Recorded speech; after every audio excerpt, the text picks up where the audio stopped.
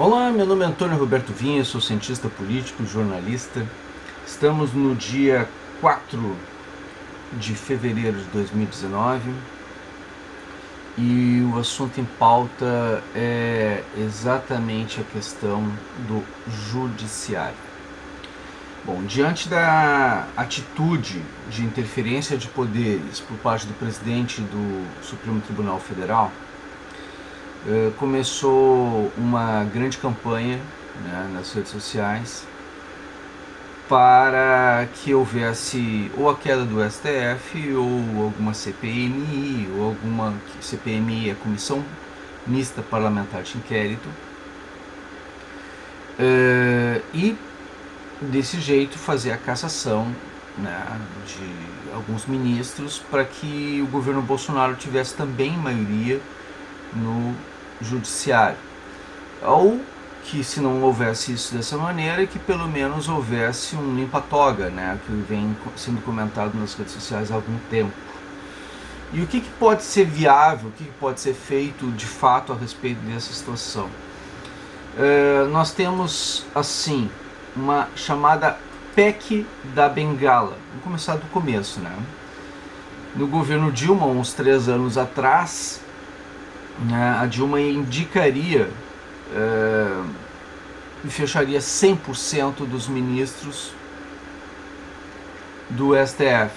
Hoje nós temos mais de 90% indicados por governos do PT.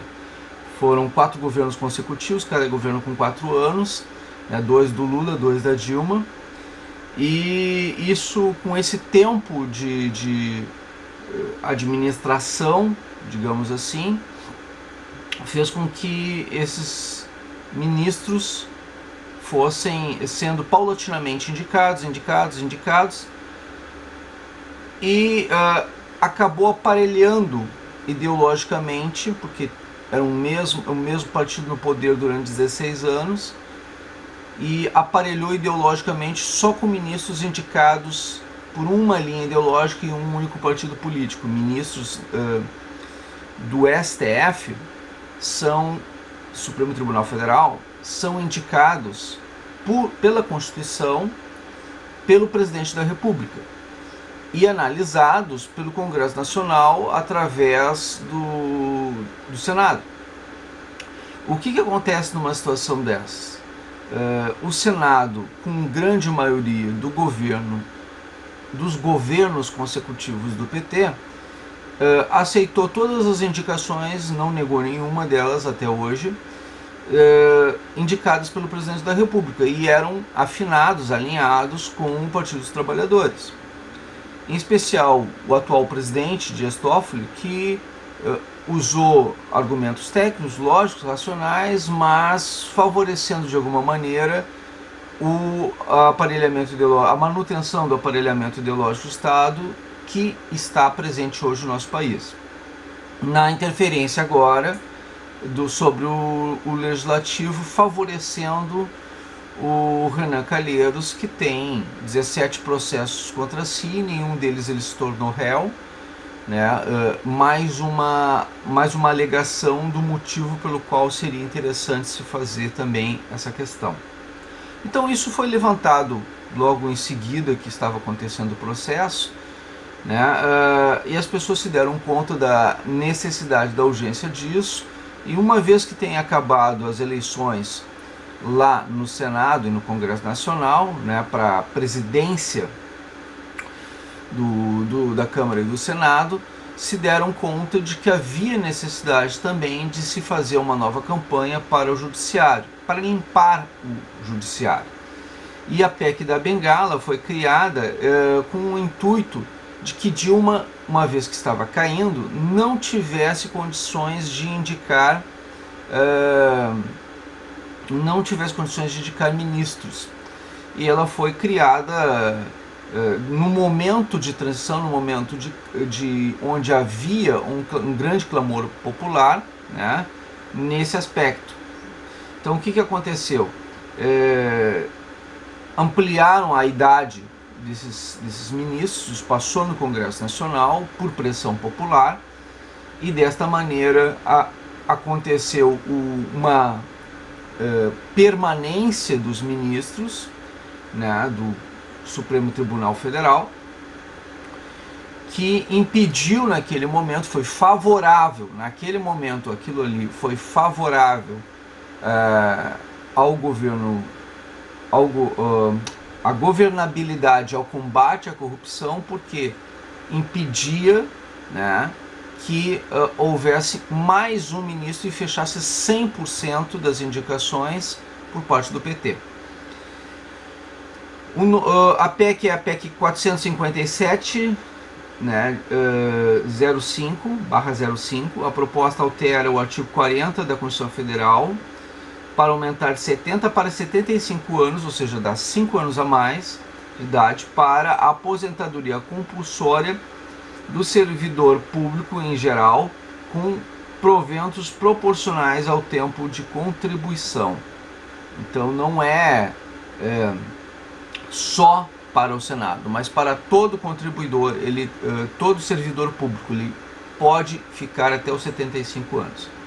O Senado aprova elevar de 70 para 75 anos a aposentadoria do setor público, ou seja, atinge todos os servidores do setor público. O Senado aprovou na noite de terça-feira, 29, e o projeto de lei que aumenta 70 para 75 anos a idade da aposentadoria compulsória para todo o funcionalismo público do país. Isso está no EDUCC, consultoria, há 3 anos atrás. Um comentário, eu estou vendo isso no Jus Brasil, site do Jus Brasil, né?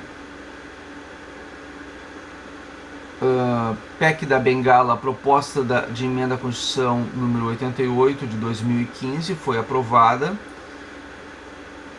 Foi uma proposta de emenda à Constituição, né, com o objetivo de obter alteração do artigo 40, parágrafo 1º, inciso 2º da Constituição Federal, que tem por escopo o limite da idade, né.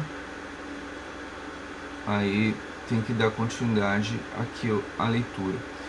Com expectativa de extensão da PEC da Bengala, concursos atraem mais sessentões, ou seja, pessoas de mais de 60 anos começaram a fazer concursos públicos exatamente porque teria como se aposentar, né, ter um reforço na aposentadoria, trabalharia 15 anos a mais, uma coisa assim, e teria condições de se aposentar pelo serviço público, né?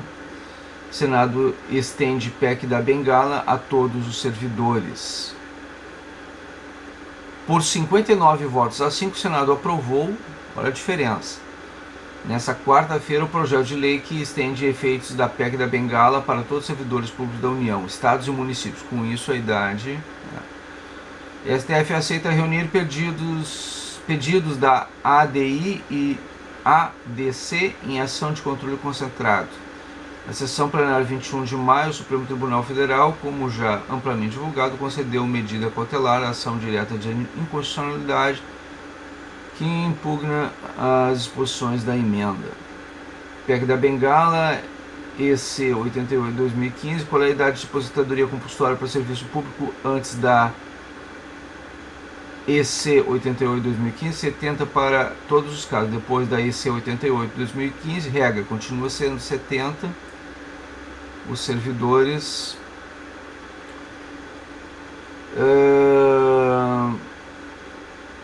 na prática, o mais recente, o Senado aprova elevar 70 para 75 anos a aposentadoria do serviço público. Não, e realmente passou, no final das contas, a PEC da Bengala passou, né? Então vamos ao mais recente, 70, consultor jurídico, site consultor jurídico.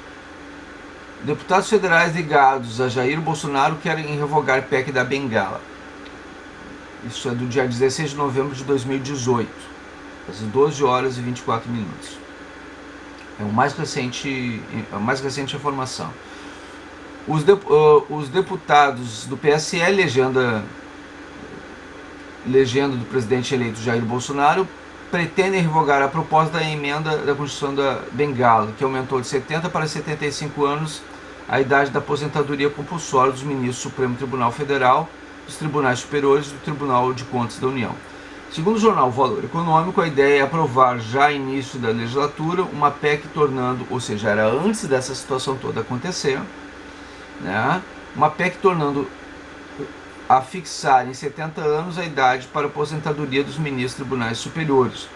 Com a medida, Bolsonaro ampliaria sua influência no STF, conseguindo nomear 4 dos 11 membros da corte, e não apenas 2 como previsto. Os ministros Celso de Mello e Marco Aurélio terão que deixar o Supremo em 2020 e 2021, respectivamente, né? Se a idade limite voltasse a ser 70 anos, os dois mais, Ricardo Lewandowski e Rosa Weber, seriam imediatamente aposentados.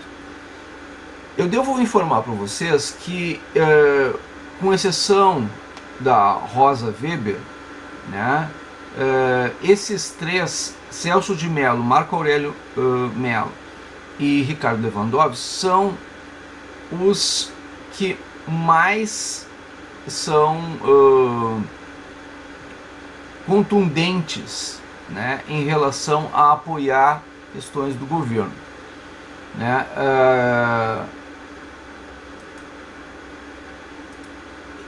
Essas situações favoreceriam tremendamente a nós.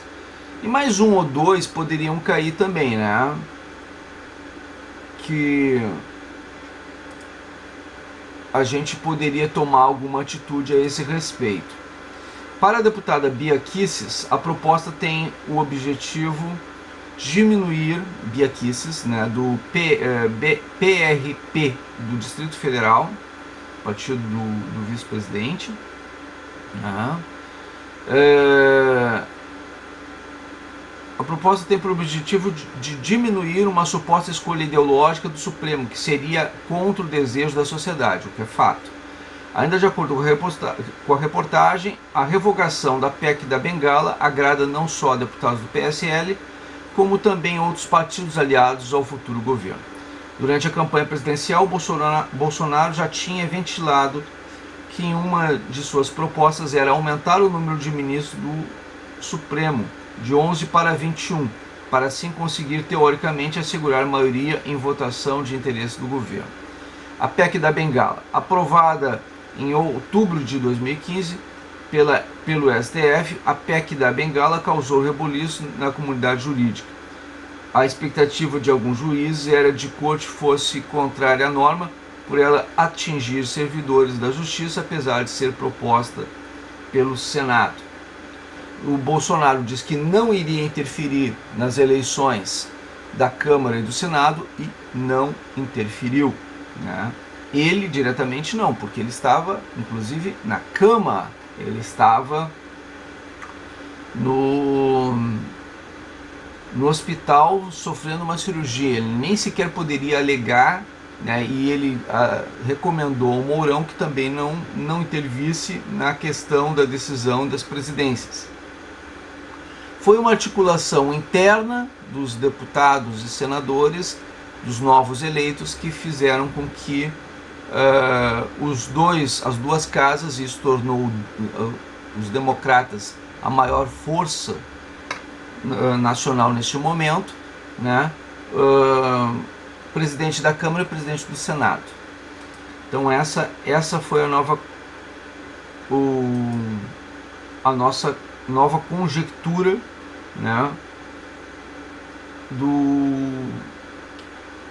Nova estrutura que foi criada dentro do STF. Bom, e o que mais nós temos a informar a respeito disso? A composição atual, tá? Ministro Dias Toffoli é o presidente, ministro Luiz Fux vice-presidente, ministro Celso de Mello decano, ministro Marco Aurélio Mello em seguida, ministro Gilmar Mendes, ministro Ricardo Lewandowski, ministra Carmen Lúcia, ministra Rosa Weber, ministro Roberto Barroso, ministro Edson Fachin e ministro Alexandre de Moraes. Quem mais deveria cair para... Quantos mais deveriam cair? Quem mais deveria cair para que a gente tivesse uma certa tranquilidade junto ao STF?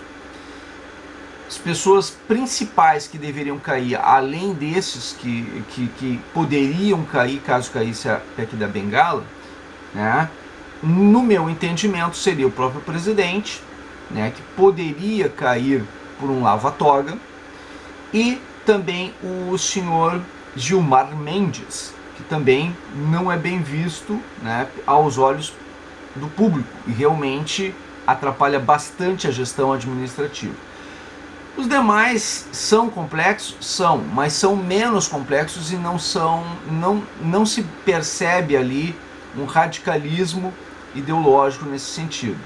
Então essas pessoas seriam fundamentais para sofrer uma CPMI, né?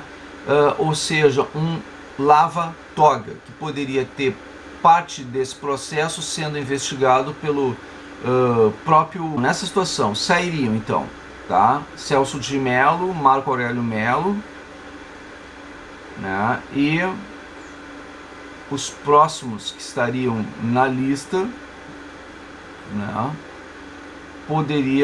poderia ser a Lewandowski, tá?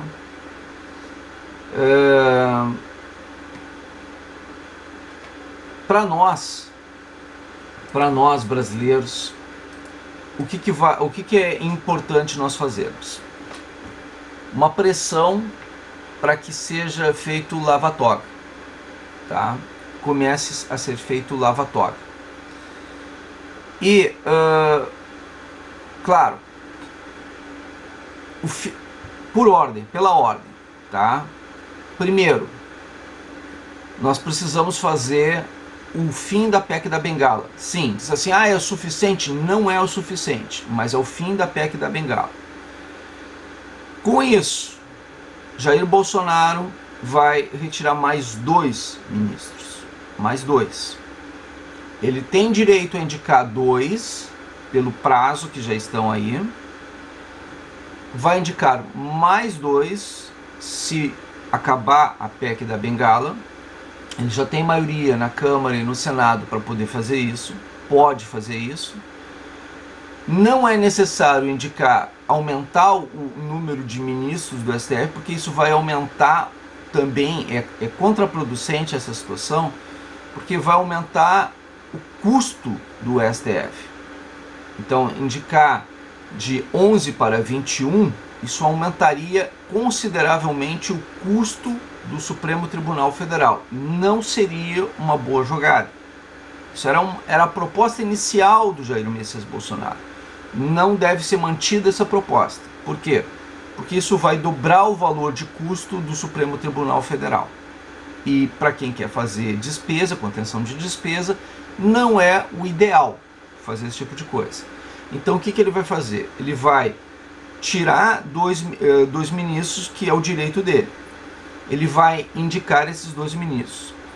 Ele pode retirar a PEC da Bengala. Ele vai indicar mais 2 ministros. Ele teria direito a 4 dos 11 durante o mandato dele. O que ele pode fazer além disso? Ele pode fazer uma CPMI. E se ele tirar mais 2, ele ganha a maioria do Supremo Tribunal Federal. Então ele consegue aí, sem esforço nenhum, em apenas um governo, fazer a retirada dessa situação. Tudo que ele precisa é gerar uma CPMI que retire 2 ministros. E não vai fazer esforço nenhum de localizar problemas ideológicos, aparelhamento ideológico, ou ligados a crime organizado, ou no combate à corrupção. No momento que o Sérgio Moro fizer a investigação, vai perceber que houve ali algum comprometimento de interesses por parte de ministros a partir de um lava-toga. Se o Sérgio Moro entrar com essas pesquisas, e ele já deve saber onde, quando e por que esse tipo de coisa aconteceu, né? O favorecimento ou a ligação do crime organizado com o judiciário, se atingir 2 ministros, além desses que estão nessa lista para já saírem do STF, automaticamente isso vai acontecer. Bom, existem indícios disso com relação ao ministro Dias Toffoli, que foi advogado do PT, e agora como ele presidiu, né, está presidindo o Supremo Tribunal Federal, interferiu diretamente e politicamente, segundo algumas pessoas entendem, né, que ele poderia ter colocado no pleno para a discussão dessas questões e não colocou, né? Poderia ter feito uma convocação emergencial antecipando o fim das férias dos ministros, por emergência, por necessidade, para desenvolvimento de uma questão de tema relevante nacional, mas não fez, né? O que ele fez? De forma unilateral tomou decisão e acabou interferindo, dizendo que quem deveria ser o presidente interino do Senado, não disse que seria o mais velho, o ministro, melhor, o senador mais antigo da casa, não. Ele indicou o senador, um senador do MDB, ligado aos interesses de Renan Calheiros, ou seja, foi algo político, algo ideológico. Ele não determinou o que seria o mais idoso, mas ele nominou, ele fulanizou a questão, como é no jargão jurídico, e isso acabou comprometendo a questão, né? Ele deixou muito claro que havia ali, né, inclusive ele colocou a questão de data, hora, para que isso acontecesse, ou seja, ultrapassou o limite dele de presidente da situação.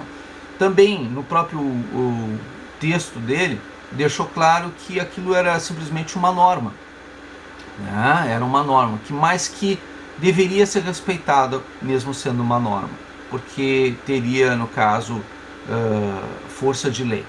O que na verdade se faz é uma questão apenas de jurisprudência, e aí foi negado que 50 dos senadores já tinham tomado uma decisão e que o plenário era soberano sobre questões políticas de sua própria casa. E o poder judiciário interferiu no poder legislativo, né, e isso acabou comprometendo os interesses, porque o voto foi um voto fechado. Por sorte, mesmo o voto fechado, mesmo seguindo as regras estabelecidas pelo judiciário, Renan Calheiros foi derrotado de forma cachapante. E isso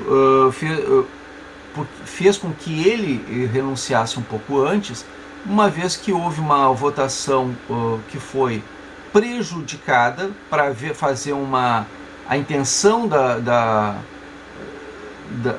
votação era exatamente sondar como ele passaria por aquele processo, né? Era simplesmente prejudicar o negócio. Houveram 2 votos, os 2 votos, segundo fontes do próprio Senado, eram favoráveis a Renan Calheiros, né? 2 votos sem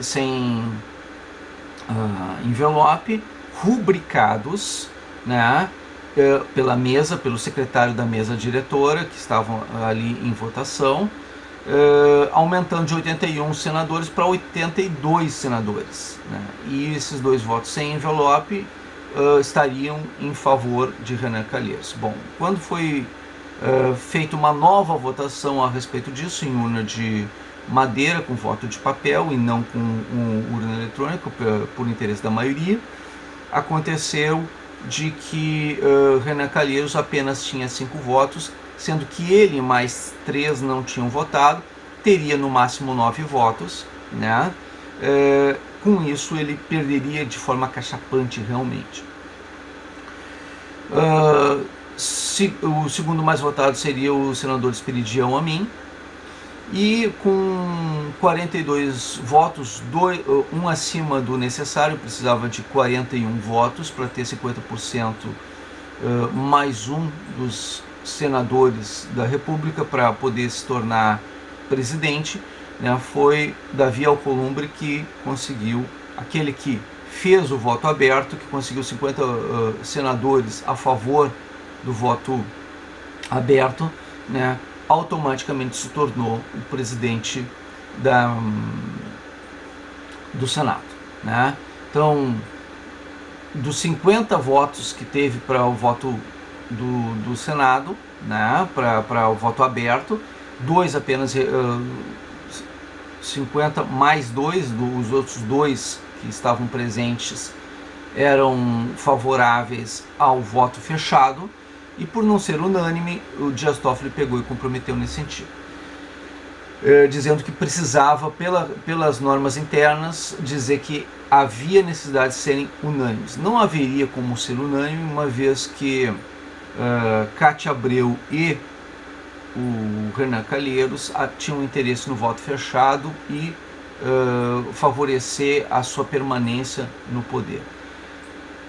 Dito pelo senador Álvaro Dias, mais de 87%, se eu não me engano, do povo brasileiro recusava, ou 97%, uma coisa assim, recusava sua presença como presidente do Senado. Era um número expressivo, é uma coisa nesse sentido. O que acontece automaticamente numa situação dessa?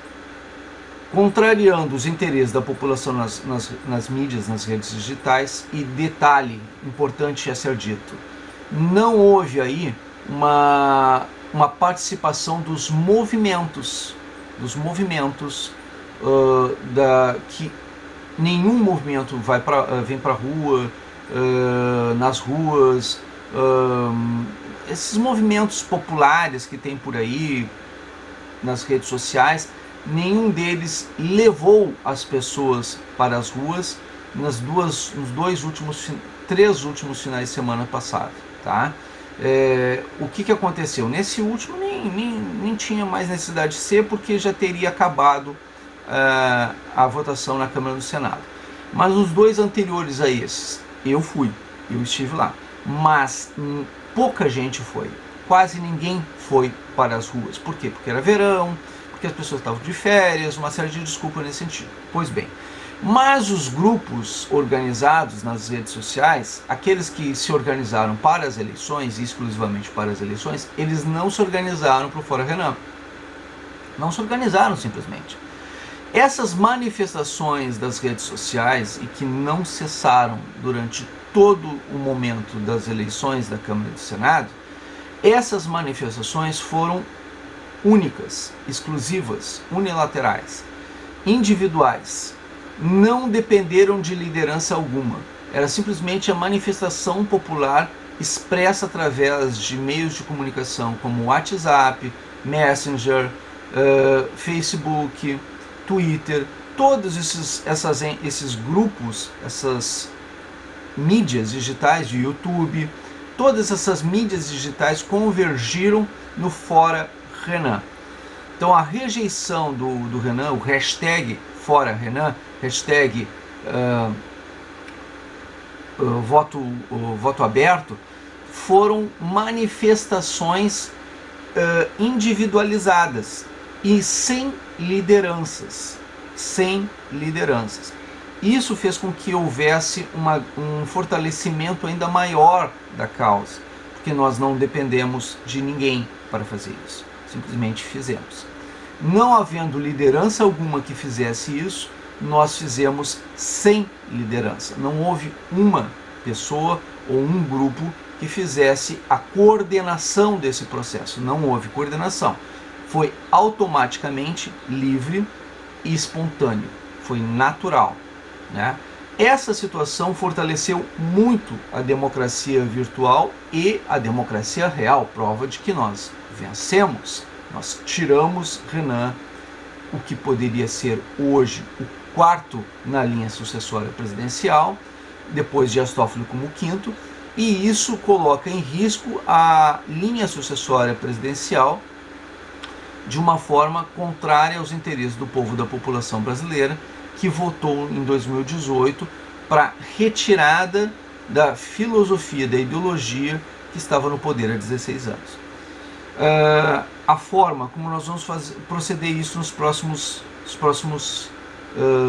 meses, né? Com maioria na Câmara, maioria no Senado, presidência, vice-presidência, tudo numa mesma linha filosófica e ideológica, contrária aos governos anteriores. Como nós vamos proceder agora? Bom, 2 ministros vão cair naturalmente, né? Vão ser trocados no STF. 2 ministros podem ser derrubados pelo fim da PEC da Bengala. Isso, com maioria na Câmara e no Senado, é fácil de desenvolver isso, não vai ser grande problema. A própria deputada Bia Kicis, que foi a proponente ideológica dessa situação, pode entrar com essa questão. Ministro da Justiça, Sérgio Moro, pode entrar com a PEC da Bengala, com o limpa-toga, o lava-toga, e o Congresso Nacional pode fazer uma CPMI a partir da lava-toga, né, para desenvolvimento de uma verificação se procede ou não a lava-toga em si, né, e com isso retirar 2 desses ministros que, no meu entendimento, são, por tudo que já apresentaram, pelo conjunto da obra, o senhor ministro Dias Toffoli e o senhor ministro Gilmar Mendes, que são quase que unanimidade popular de que estão envolvidos direta e indiretamente com o Partido dos Trabalhadores e possivelmente com processos de corrupção, né? Então essa verificação nesse sentido, claro que pode acontecer alguma surpresa de aparecerem outros além desses, mas com essas 6 retiradas possíveis até o final do mandato de Jair Messias Bolsonaro, ou seja, em 4 anos, 6 ministros estariam afastados, e num segundo mandato de direita no Brasil, nós teríamos a justiça totalmente retornada à legitimidade e legalidade. Precisaria de um segundo mandato. Como eu disse, esse governo não vai conseguir fazer tudo, mas um segundo governo fará, com certeza, muito mais, e a gente colocará o Brasil de volta aos trilhos na sequência do governo Jair Bolsonaro, que não quer fazer segundo mandato. Ele não tem o interesse de fazer o segundo mandato. Ele quer o fim da reeleição. Desta maneira, o sucessor de Jair Messias Bolsonaro vai ter condições, se for uma vez que seja de direita também, vai ter condições de acabar com o aparelhamento ideológico do Estado e combater a corrupção ainda mais do que o governo de Jair Messias Bolsonaro, que vai iniciar esse processo, mas vai plantar para que alguém colha no próximo governo. Não esperem isso para esses próximos 4 anos, mas esperem a arrumação da casa para os próximos seguintes 4 anos. Esses 4 anos serão um governo de arrumação e preparação para o próximo governo que vem pela frente, e que seja também de direita. Essa é a explicação de todo esse cenário. Desculpa se o vídeo se estendeu um pouquinho mais, mas era necessário que vocês entendessem por que isso está acontecendo desta maneira, deste modo. Tem todo um porquê disso acontecer. Sim, vamos fazer um limpa-toga, sim, vamos fazer o fim da PEC da Bengala, sim, vamos fazer a derrubada do STF, mas ela vai ser nas formas da lei, de forma gradativa, não da forma como muita gente gostaria que fosse, que seria o fim, a extinção do STF. Poderia ter acontecido? Poderia, só que não houve necessidade. E nas formas da lei, de forma democrática, tem como ser feito isso neste governo durante esses próximos 4 anos. Nas formas da lei. Não há necessidade de golpismos, porque isso daria razão para a esquerda para justificar que há ilegalidade ou ilegitimidade no governo Bolsonaro. Se nós agirmos nas formas da lei, dentro da lei, para fazer tudo certinho, eles não terão argumento e não terão como retomar o poder nos próximos anos, nos próximos mandatos. Nós só precisamos fazer as coisas de modo correto e nós vamos conseguir, além das maiorias que nós queremos, derrotar, inclusive, o discurso da própria esquerda, desmoralizar a esquerda nos seus argumentos de ditadura, de fascismo, disso, daquilo, daquele outro, de golpismos. Eles promoveram golpe, nós não precisamos.